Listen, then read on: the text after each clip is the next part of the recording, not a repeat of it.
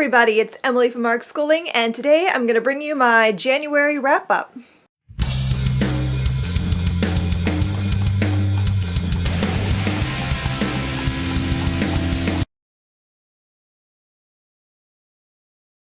The month of January, I read a total of 7 books, which is pretty average for me, I think, so that's good. And I'm just going to show you what I read. The first book I finished in January was The Handmaid's Tale by Margaret Atwood, and I read this for the Read Like a Mom book club, and I loved it. This is one of my favorite books of the month so far, and it was really scary and really timely, I suppose, although I don't really want to be reading a book like this and thinking how timely. But the basic premise, if you don't know, is that this is like a post-apocalyptic kind of world. It's dystopian.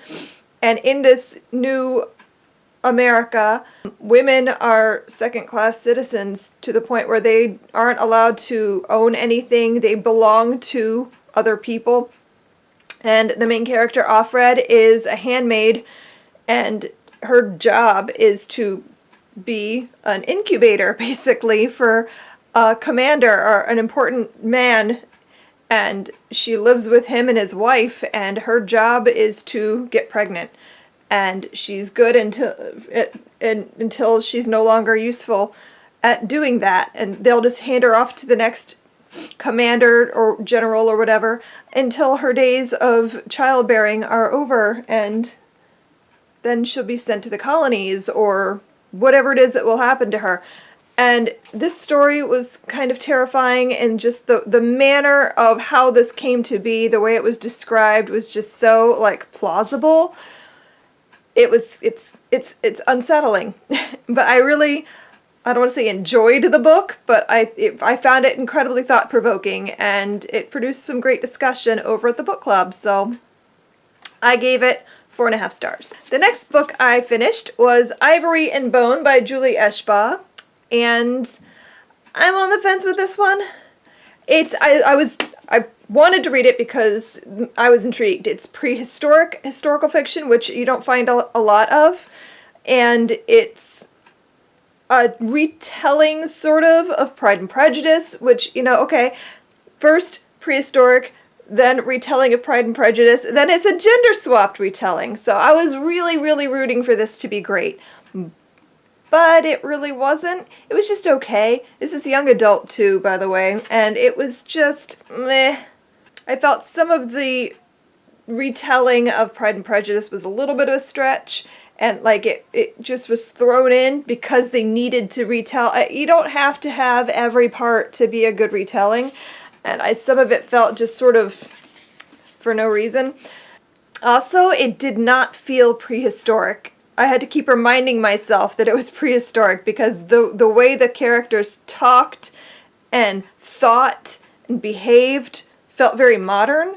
It was almost more like people on a camping trip now than people living in prehistoric times. I think a lot of times when you're reading historical fiction and people start behaving in modern manners, that it just takes you completely out of the story, and that happened a lot with this book. So, 2.5 stars. One of my other favorite books of this month was The Cartoon History of the Universe, Volumes 1 through 7. This is the first book. I have 2 more in the series that I'm going to be reading soon, but this book was so much fun. I love history anyway. I mean, history is one of my favorite things, and this book is so much fun. It's silly and a little bit irreverent, but it's also really well done. The history that is in here is solid, and it's told in a really interesting manner, and I love that. I love finding oddball resources for learning because it's just, I don't know, it's so much fun. And the artwork in here is very much just straight up black and white comic strip type art. And it's really fun. This one covers the Big Bang through Alexander the Great, and I just really like the way it's done.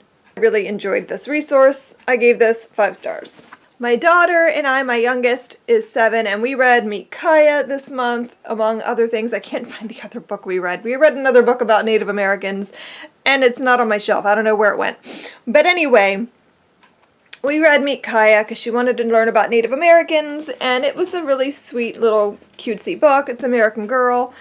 There's not really a lot to say about it. She enjoyed it, and that's what matters, because she's a little hard to please at the moment when it comes to books. So she really liked it. She enjoyed the story. So we gave this 3.5 stars. On my Kindle, I read The Girl in the Blue Coat by Monica Hesse, and I thought it was decent. It was not my best favorite ever book about the Holocaust or World War II, but I did find it interesting because I liked that it was a different perspective for that time. A lot of the books I read about that time period tend to be about Jewish people and their experience because that's what I gravitate towards, but I liked that this one was different. This is about a girl who lives in Amsterdam, and she is part of the resistance. She has this dark past, and well, she's not really part of the resistance at first, but she gravitates towards it because she feels like she needs to redeem herself. And she finds this mystery about this girl who disappeared from her hiding place, and they have to figure out what happened to her. And so I thought it was interesting. The mystery was only okay. It wasn't that different from what I had thought was happening. I kind of pieced it together myself by the end, so it wasn't really like a shock or a big plot twist or anything like that for me. But it was okay. It was not bad. It was not great. It was just sort of a decent book. I gave it 3.5 stars. One of my other favorite books of this month, and probably of the year, was Scythe by Neal Schusterman. I need to read more Neal Schusterman. I do. I loved this book. It was so good. The only other book I've read by him is Unwind, and you guys know, if you've been watching my channel, that I really liked Unwind. It was really creepy, really weird, really thought-provoking, and this is like the same thing, only different. But he creates these really thought-provoking situations to tell a story in. And in this book, we have now overcome death. We live in this future world where people can live forever. They've conquered illness, they've conquered death. You literally can be revived from anything. So you cannot die because you can just be revived. So people can live for hundreds and thousands of years. But there's a consequence of that, in that when you have people who can't die, you end up with overpopulation. So to keep population under control, we have scythes. And their job is to kill people. And when you're killed by a scythe, you are not allowed to be revived, so you actually stay dead. And this book follows 2 characters who are apprenticed to a scythe and their experience and what happens to them. And I loved it so much because it's just such a thought-provoking story. Like, well, if you can live forever, what does that mean, make life into? Does life lose its meaning if you can never die? And the whole idea of people aren't afraid of death anymore because it doesn't happen to them, except people are terrified of scythes, because if you see a scythe coming for you, you're probably going to die. And the idea of scythes being these almost vampire-like beings who have like hardly any emotion, and they're not supposed to like enjoy killing, but that's what they do. They kill people, but they're not allowed to enjoy it. They're meant to sort of have empathy and all. It's interesting. And what about scythes who do enjoy killing? Because that's part of the story too. I really like it. It's gonna be a trilogy, I think, and I am really looking forward to seeing where the story goes because I really thought this was great. It was a little bit slow to start, but there's so much world building that I understood that it was going to be slow for that reason. But I never felt like it was like boring slow. It was slow but building a world. So I found it all really fascinating and interesting, and I loved it. I gave this 5 stars. The last book I read was The Wave by Todd Strasser, and this is just a really short little book, but I had it on my I'd had it on my shelf for forever, and I just decided on a whim to pick it up because it is so short.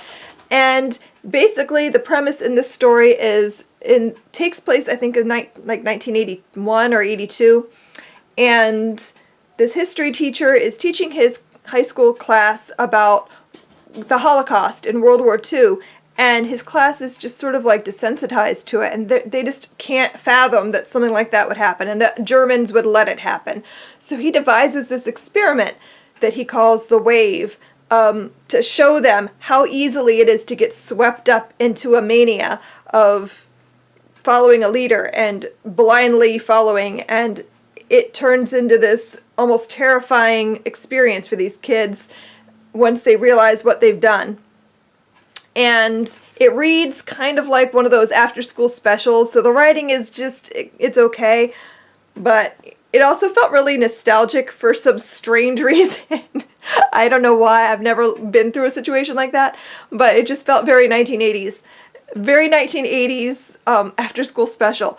So that was interesting. But the story itself of how people can get so swept up into something like that, I felt very timely and very scary, because it is so easy to just like want to be a part of something so much that you forget who you are and you forget to think for yourself. So I found the main idea behind this is just think for yourself. Don't do something just because everyone else does it. So I thought it was okay. 3 stars. And that is what I read in the month of January. So what did you read this month? Did you read anything really great? I'd love to hear about it. Thanks for watching, and I'll see you guys in my next video. Happy reading. Bye!